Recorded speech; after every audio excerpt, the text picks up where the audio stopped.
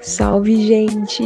Aqui é a Bia e bem-vindos ao segundo episódio do nosso podcast da Perifa Pop. E hoje nós temos a honra de receber o Carlinhos da Periferia. Carlinhos, que ele é diretor do filme, o longa-metragem Elas do Capão, um filme totalmente independente que retrata com autenticidade e também sensibilidade as histórias de mulheres da periferia paulistana, mas em específico do Capão Redondo. O filme ele é de 2024 e ele foi gravado entre 2019 e 2023. E ele é inspirado em vivências reais de moradoras do Capão Redondo e bairros vizinhos. Então aborda temas como violência, feminicídio e também superação. Vamos lá? Carlinhos, explica pra gente como surgiu a ideia do Elas do Capão. Bom, vamos lá. Então, Bia, o Elas do Capão surgiu da seguinte forma. Isso foi em 2019, né? Eu não trabalhava com cinema, mas sempre fui um cara apaixonado por cinema. Sempre gostei da parte da produção, dos bastidores, ali vendo as gravações, vendo câmera, vendo como funciona todos os aparatos de uma gravação. Então eu sempre fui apaixonado por essa parte. Mas eu nunca tinha na minha cabeça fazer filme. E eu venho do rap desde os anos 80, cheguei no rap em 87, né? E eu parei com o rap em 2000. E em 2013 eu voltei, só que eu voltei trabalhando com filmagem com o celular. E eu comecei a me apaixonar com essa parte de filmagem e tal. E aí passou-se tempo, quando foi em 2019, né, em 2018, me deu a ideia de fazer um videoclipe meu, né, dirigido por mim, Tojinho. E esse videoclipe chamou a atenção do pessoal, porque o pessoal viu como um filme. E o pessoal viu esse vídeo meu como um filme. E falou, Carlinhos, é um filme? Eu falei, é um clipe, né? Falou, não, tá parecendo um filme. E essa me deu a ideia. E aí, duas amigas minhas, a Deceli e a Gi, me encontraram de noite e falaram pra mim, por que você não colocou mulher no seu clipe? Só colocou homem. Aí eu falei, caramba, né, mano? Aí eu falei, tá bom então, eu vou fazer mais uma música e aí eu vou fazer um videoclipe só sobre as mulheres, tá bom? Pra gente falar, relatar sobre a realidade, a vida das mulheres. Só que na mesma hora me veio na mente de produzir um filme. Aí eu falei pra elas assim, eu falei, vamos fazer o seguinte, melhor do que um clipe, vamos fazer um filme? E aí ela falou, como assim um filme? Vamos fazer um filme, mano, sobre a história das mulheres, sobre a luta da mulher na periferia. E elas adoraram a ideia. E elas falaram, tá, mas e o nome do filme? Como eram 3 amigas que estavam lá, tava a Gia, a Dessa e a Bel, e eu olhei para as 3 meninas e falei, porque o nome era para ser Elas, as 3 do Capão. Mas aí, por devido uma delas ter saído, então eu manteve o nome Elas do Capão. Aí foi ali que surgiu o início de tudo, né? Das gravações e tal. Começamos a correr atrás de câmera. Eu tenho uma câmerazinha pequenininha. A boa parte do filme foi gravado com a minha câmera, né? Mas alguns amigos meus me ajudaram, como o Mike, o Rafa. Eles me ajudaram ali na gravação, com o drone deles. Foi um trabalho totalmente independente. Teve alguma pessoa, movimento ou referência que te inspirou a começar? Então, sobre a minha inspiração, algo que me fez levar a fazer o filme, foi como eu disse, eu sou um cara que eu gosto muito da parte da produção, dos bastidores do filme, né? E eu já vinha carregando aquilo comigo, mas tem muito trabalho de alguns amigos meus que já foram feitos cinematográfico, que nem do Alessandro Buzo, alguns filmes nacionais, como Cidade de Deus, né? Foi uma das portas de entrada que eu falei, acho que a gente também consegue fazer um trabalho com filme, com direção cinematográfica aqui no Capão Redondo. Porque quando eu comecei a assistir o filme Cidade de Deus, todos os atores são todos atores locais, são todas pessoas da periferia, todos que moram na Cidade de Deus. Inclusive eu tive o privilégio de o ano passado estar no Rio de Janeiro para apresentar o Elas do Capão, e eu fui conhecer a Cidade de Deus, conheci algumas pessoas lá, né? Inclusive uma delas também que já fez parte do filme lá do Cidade de Deus, alguns atores que são do Rio de Janeiro mesmo, que fez parte de alguns filmes que moram no Rio. Então essa foi uma boa parte da minha entrada para o cinema.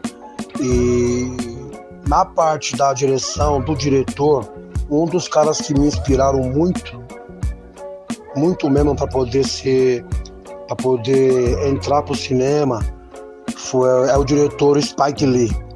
Spike Lee, ele tem a mesma história que a gente tem na periferia. Ele foi um cara negro, pobre, que tinha um sonho de fazer filme, né?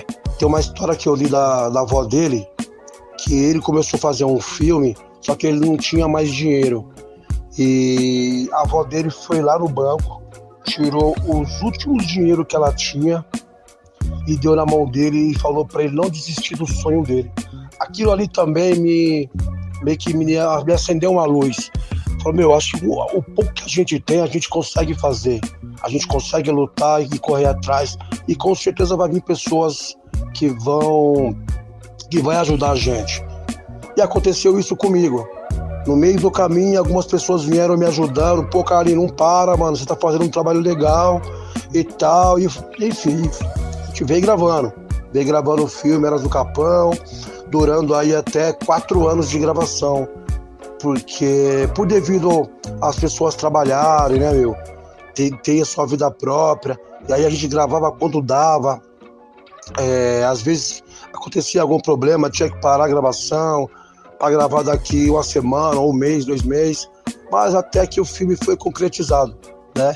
Veio a pandemia nesse meio, ficamos 2 anos parados, depois, quando passou a pandemia, a gente voltou a gravar de novo o Elas do Capão. Então foram essas pessoas que acabaram me colocando como inspiração, sabe? Eu me inspirando através dela para fazer um trabalho cinematográfico na periferia do Capão Redondo. Quais foram os maiores desafios que você enfrentou para criar o Elas do Capão? Putz, Bia, o maior desafio que eu tive para fazer a gravação do Elas do Capão, os maiores... não foi só um, mano. A gente teve vários desafios para gravar o Elas do Capão, né? É triste, é ruim falar, mas a gente precisa falar a realidade. A gente precisa contar a realidade. E é o que eu tô fazendo hoje com a câmera, com o audiovisual, é contar a realidade. É mostrar pro povo, é mostrar pro Estado que, ó, a gente tá aqui, isso tá acontecendo e precisa ser visto, né? Um dos desafios, acho que eu vou lembrar aqui dos 3, mas foram bastante. Um dos desafios foi uma vez que a gente estava fazendo uma gravação lá embaixo na Coab Adventista, né?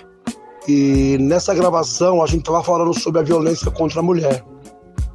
E dentro de um apartamento do lado estava acontecendo uma briga de um casal, né? Se percebia-se que a mulher estava gritando e tal, pedindo para que ele devolvesse o celular dela, enfim, estava tendo uma briga.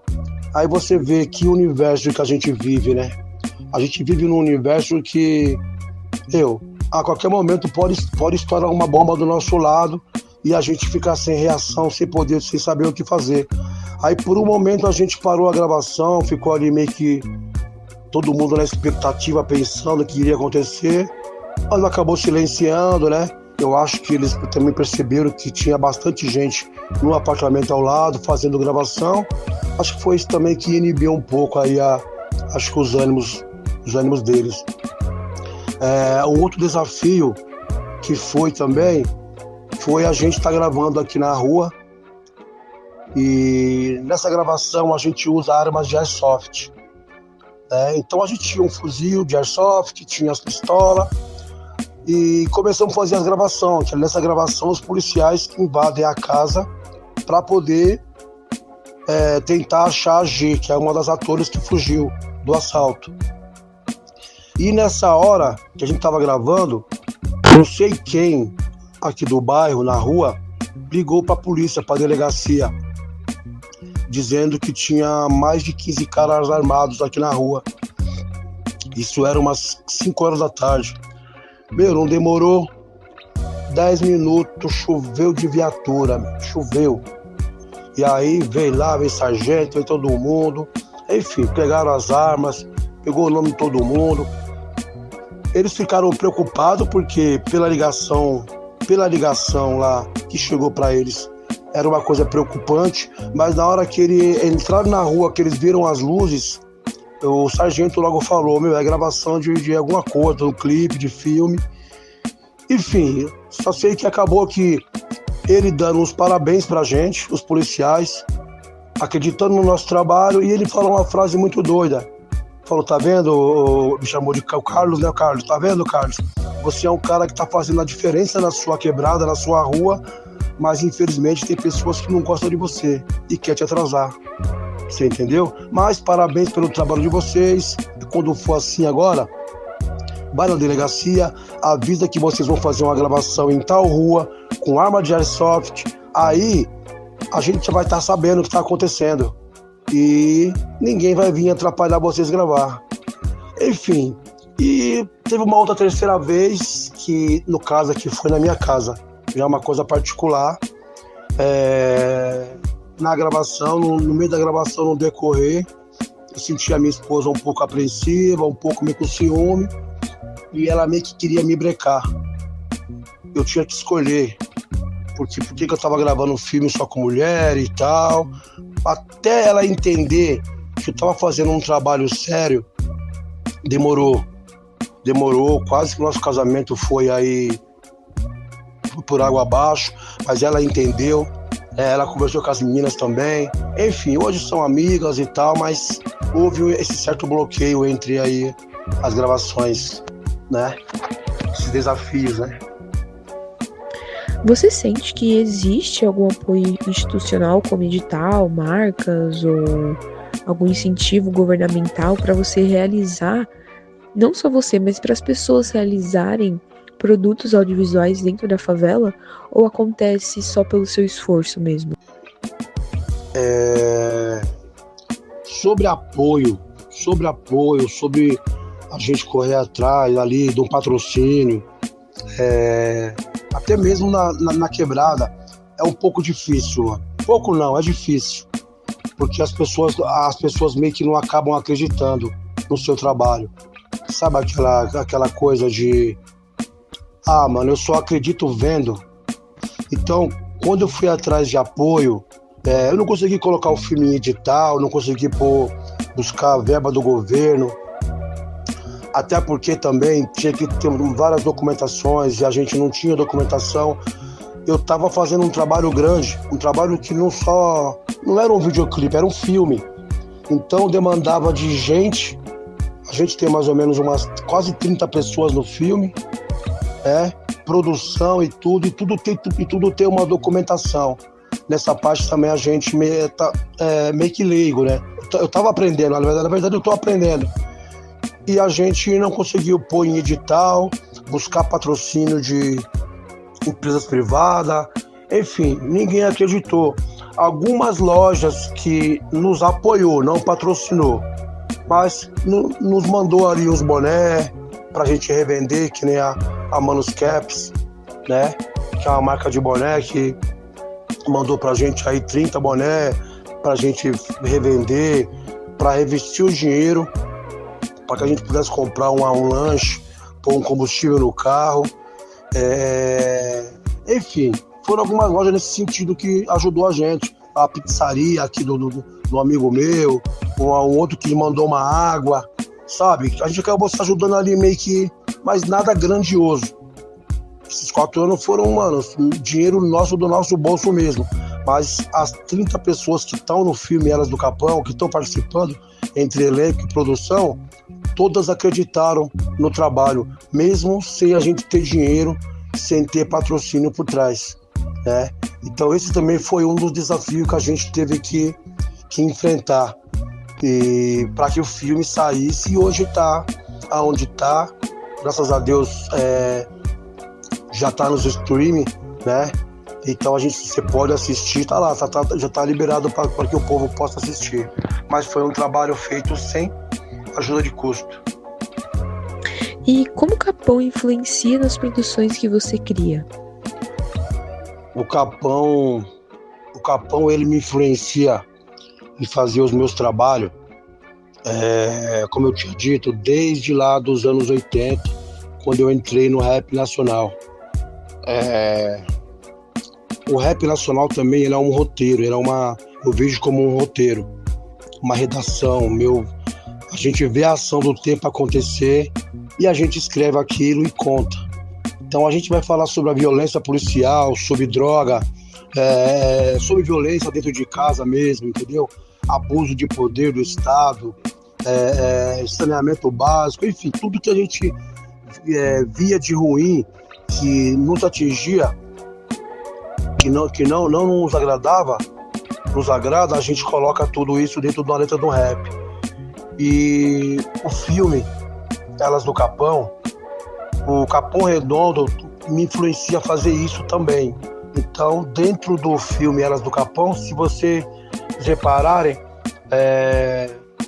tem muita coisa real. Na verdade, todas as coisas são reais, entendeu? E então, dentro do filme a gente vem falando sobre droga, sobre violência, sobre preconceito, né? Enfim, toda essas ideias que influenciam na periferia, que acaba nos prejudicando.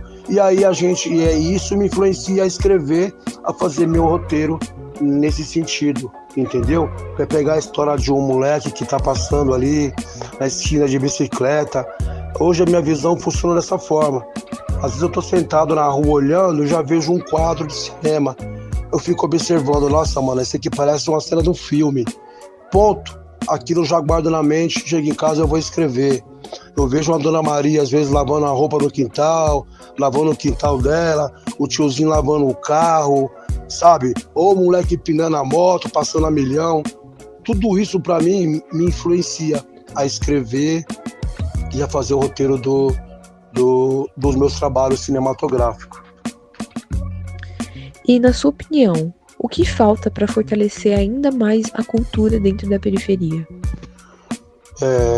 Bia, o que falta na periferia, mano, para fortalecer ainda mais a cultura na periferia, mano, é uma coisa tão simples que pra gente que tá na base fica difícil, mas pra quem tá lá em cima, pra quem já chegou lá e acho que poderia ajudar e não ajuda, hoje a gente fala, as escolas hoje estão perdendo valores, certo? Se a gente tem uma cultura, certo? Não só do estudo, mas a gente tem uma cultura dentro de uma escola para falar sobre grafite, para falar sobre rap nacional, para falar sobre música, sobre samba, sabe, mano? Eu acho que tudo isso influencia na vida de um ser humano, de um moleque, para que a gente consiga fazer uma coisa espetacular e resgatar a vida de um moleque. Eu lembro que antigamente os colégios abriam fim de semana para se montar uma cultura lá dentro. Mano, eu fiquei apaixonado com aquilo, eu falei, caramba. Aí eu subi às vezes no Martin Júnior, que é o colégio aqui, onde eu estudei por muito tempo, e via a escola aberta, a molecada lá dentro jogando futebol, escrevendo, fazendo grafite, fazendo break, dançando, entendeu? Isso acaba tirando os moleques da rua. Então, quando se fala, mano, o que falta na periferia, no Capão, não só no Capão Redondo, como em outras quebradas que a gente tem por aí, o que falta é isso, mano. É uma ajuda do poder público, é o olhar mais direto do poder público na periferia, certo? E eles sabem, mano, eles precisam de cultura, eles precisam de informação, então manda pra eles. Mas não, infelizmente não é assim. Infelizmente não é assim. A gente sabe que quem traz a violência pra cá, quem traz a droga pra cá, não somos nós, mano. Eu não tenho condição de sair daqui, atravessar uma fronteira e trazer. A gente sabe que é tudo lá de cima, certo? Então tem aquele ditado, nós vamos... A gente não pode ensinar aquele pessoal da periferia a ser inteligente, senão eles vão virar contra a gente, certo? Então manda o básico para eles, mas manda a violência, manda a droga, porque aí eles vão se manter lá, eles vão se matar por lá mesmo, que é assim que eles veem a gente, certo? Quantos bar na periferia você vê sendo invadida, quantas casas sendo na periferia sendo invadida, até mesmo por quem poderia nos dar segurança e acaba batendo na gente, acaba matando. Agora vai lá nos Jardins, vai lá ver quantos bar que é invadido lá, vai lá ver quantas casas que é invadida pela segurança pública. Nenhum, né? Na Vila Madalena, nenhum, né? Agora aqui na periferia a gente tem essa base essa cultura da violência que eles colocam pra gente. Então eu acho que o que precisa para que as periferias ande, sabe, mano, que a gente consiga resgatar, é ter cultura em massa, mano. É eu fazer cultura aqui na minha rua, é o mano lá embaixo fazer a parte dele, lá em cima. Só assim, essa molecada que tá chegando hoje, você percebe que eles querem fazer alguma coisa, eles querem ter alguma coisa, mas não. A primeira coisa que ele vai olhar na rua, que ele vai abrir o portão, ele vai ver um moleque passando de moto a milhão empinando, outro ali a milhão chapado. É isso que ele vai ver. Ele não vai ver uma cultura, sabe, de resgate na frente dele. Então eu acho que a gente precisa muito disso, para que a gente consiga ter um mínimo de segurança entre nós mesmos. Eu acho que é uma ajuda forte do poder público para que venha aqui falar, vai lá, mas não. Infelizmente não é assim que a gente vê, né? Então é isso, tá bom? Gente, então é isso. Agradeço ao Carlinhos, ao tempo e a disponibilidade dele para conversar um pouquinho aqui com a gente sobre a Luz do Capão. Depois, na descrição desse podcast, vai estar todos os links para as redes do Carlinhos, para vocês seguirem lá, saber mais sobre o trabalho dele e procurar ainda mais fortalecer a cultura audiovisual dentro das periferias. Um abraço e até o próximo episódio.